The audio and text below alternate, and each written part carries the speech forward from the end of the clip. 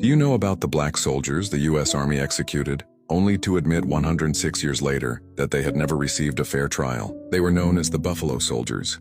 In the summer of 1917, members of the 3rd Battalion of the 24th Infantry Regiment were sent to Camp Logan near Houston, Texas. America had entered World War I. The soldiers were preparing for war, but before they could fight for their country overseas, they found themselves fighting racism at home. Houston was deeply segregated under Jim Crow laws. Black soldiers were regularly insulted, threatened, and harassed by white civilians and police officers. Then everything exploded. On August 23, 1917, Houston police violently arrested and beat a black woman named Sarah Travers after entering her home while searching for a suspect. When Corporal Charles Baltimore, a black soldier, asked what had happened, he too was beaten, arrested, and humiliated by police. Rumors quickly spread through Camp Logan. Many soldiers believed Baltimore had been killed. That night, more than 100 black soldiers seized their rifles and marched toward Houston. Gunfire erupted across the city. By sunrise, 19 people were dead, including civilians, police officers, and soldiers. The nation was shocked.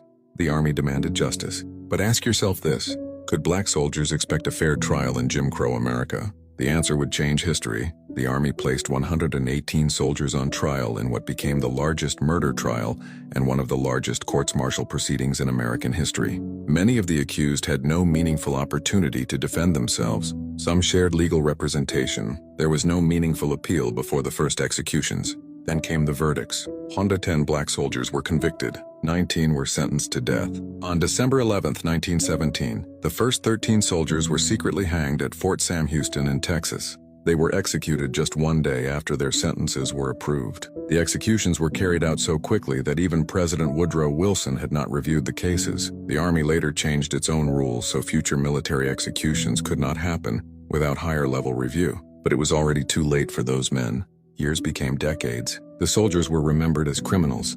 Their families lived with that stigma for more than a century. Then something remarkable happened.